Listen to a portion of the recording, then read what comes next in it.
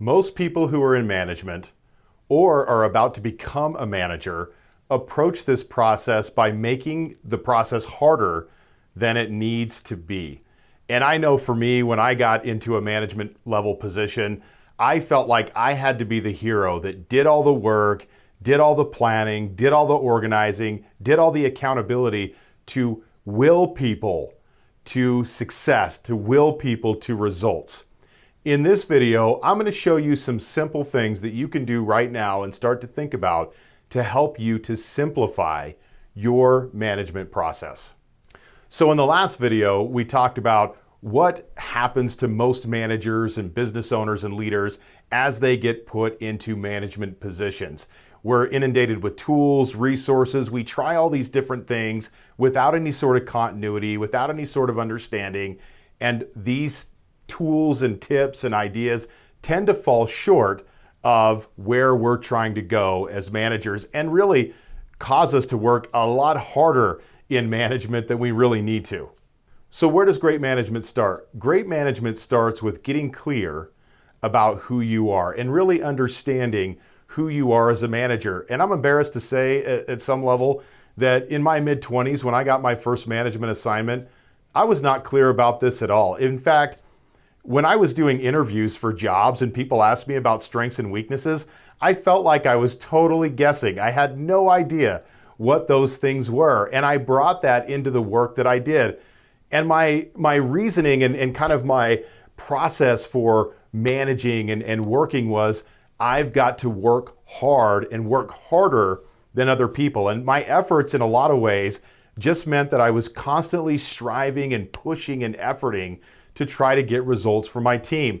And the harder I pushed, the worse my team did. So then I just pushed harder and they did worse. And it became this vicious cycle of lack of performance with me pushing harder to really do that.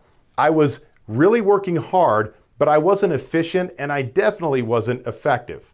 Now here's the funny thing about this is early on in my career, I thought self-discovery and some of that nonsense was just total garbage and a waste of my time. If you had asked me to go to a seminar or read a self-help book, I would have told you, you're insane. That's crazy. That is not productive. What's productive is doing work. And I know some of you guys who are listening to this and watching this right now, you feel the same way a little bit where you're like, look, self-discovery, all the self-help nonsense, I don't want to do it. I don't want to meditate. I don't want to hold hands with people. I don't want to do any of those things. I just want to get to work and get results, make money, and make my customers' lives better.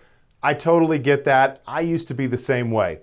But what I recognized in my self-discovery process is that I was able to start developing some understanding about who I was as a leader. And here's the number one thing in management that's so important to really managing and really leading well. It's ego. And ego can be a really powerful thing when it's about taking pride in your work and want to really do your best and feel like you have some self-worth in the things that you do. But the dark side of ego is when we avoid and we push and we control other people because we feel insecure or inadequate about where we are as leaders. So going through a self-discovery process really helps us to understand and recognize the good parts of our ego and also the not so good parts of our ego, and then apply those things in a different way. And you know, in a future video and in our next video, actually, I'm going to talk with you about kind of where one of our ego situations trips us up in a negative way and what we can do about that. But for now, I want you to just think about who you are as a manager and a leader. And if you're struggling right now with really managing a team well and really desiring to do that process, there's a few things that we can do to really help us in this process. The first thing is to understand purpose.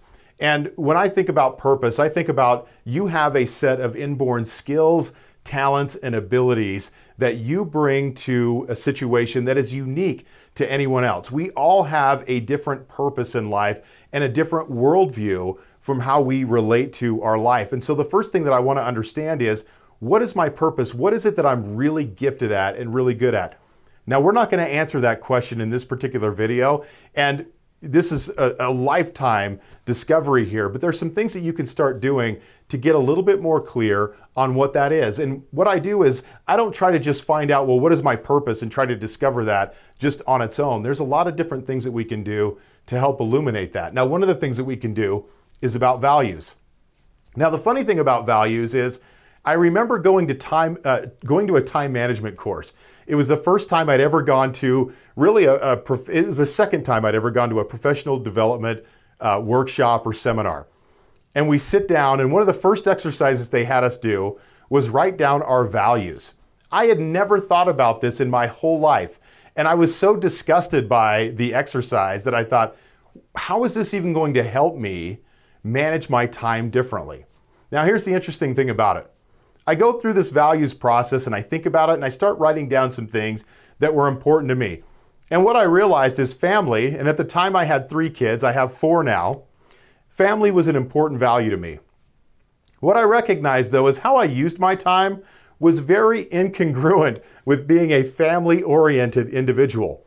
And I didn't realize how much friction this situation was causing for me as an employee and as a consultant and a coach. It was really creating some problems for me in my personal life. And I really didn't recognize it until I went through and really wrote down my values. Now, you have a set of values that are going to be different from mine. Maybe you don't have a family. Maybe family's not your top 5 values, and that's okay. But what are the things that are really important to you? What are the natural kind of behaviors and inclinations that you have that you try to govern your life with? And we talk about values a lot in business building. We talk about it a lot in leadership because values are the guidepost to really help us direct our behavior on a day-to-day basis and directing it in a really powerful and authentic way. And the more we understand our values, the more it can help point us towards our purpose.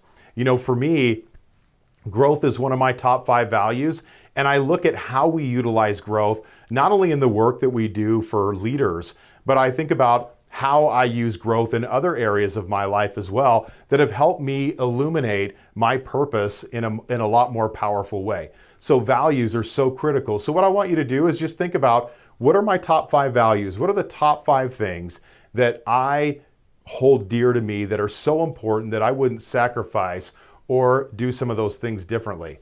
And, you know, just to give you another example of this on the value side, you know, for me, being God-centered is really important to me. And so, you know, I think about my own leadership and I always ask myself, is the leadership that I'm doing right now aligned with God-centered living? Is it something that is principled in that way? Now, that may not be something that's important to you, and that's completely okay, but that's kind of how I use values to really shape my management and my leadership in a way that's unique to me.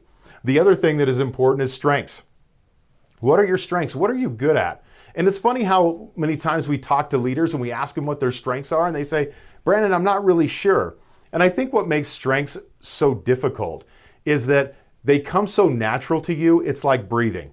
And so when things come easy to us, we tend to devalue those activities because we're always taught when we're younger that to do something well means you've got to strive and it's got to be hard. But most likely the things that you do really well are so effortless, you may either miss it or you may think it's not that important. So if you ever catch yourself doing something so effortlessly and you think, you know what, this is so easy, I bet everyone can do it, just know that that's probably something that you're really gifted at. And I guarantee you that other people admire it and they know, you know what, I couldn't do that. That's really powerful. So what are your strengths? And one of my favorite tools for doing this, and this is something that I got from the book Unique Ability, which is from the Strategic Coach Group, is they had a letter that they had us write to 8 to 10 people that asked them, hey, you know me, you know who I am, you know how I show up. What do you think I'm uniquely gifted at?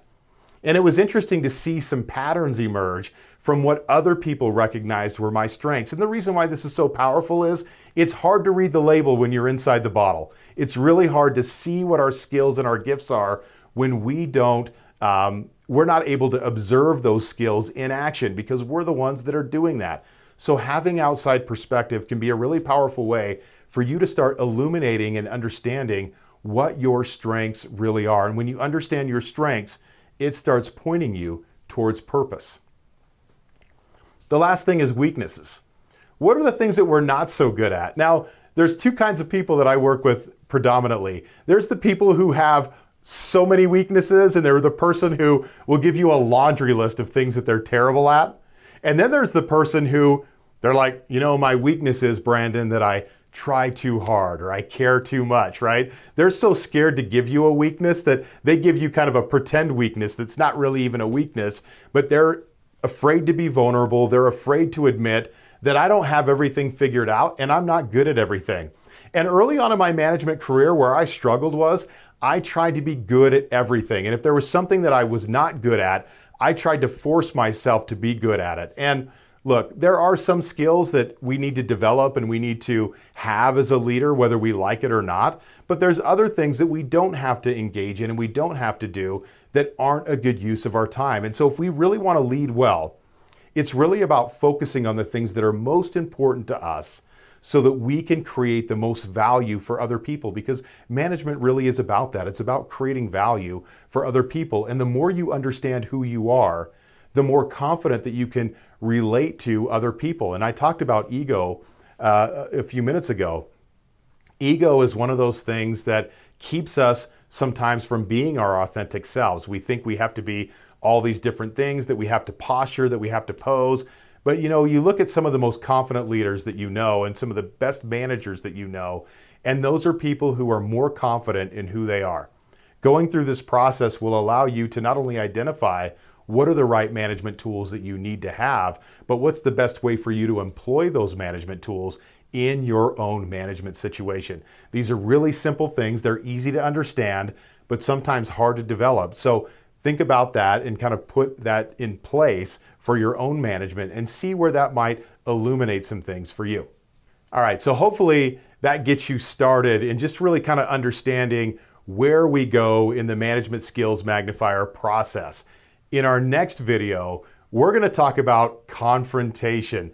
This is such a powerful topic. In fact, you know, I was at a breakfast with a group of guys at a retreat not too long ago, and the topic of that retreat, confrontation. It is everywhere. And it's interesting how we haven't been modeled great confrontation and we avoid confrontation. And I'm going to talk about how ego gets in the way of confronting and how we can use some of the things that we've talked about today to really confront people in a healthy way.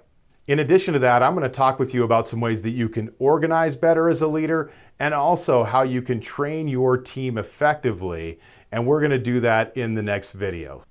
So this is going to be something that if you want to think about, like, how do we simplify and create more freedom for ourselves in management, the next video that we go through is really going to help you uncover that so you can figure that out. Now, for those of you who are interested, take some time now, visit the link below and get on the early bird list. This is going to be the best way for you to get access to this course once it comes out. And so take some time right now, visit the link below, and then stay tuned for our next video as we kind of take that next step in helping you simplify some of the areas of your own management.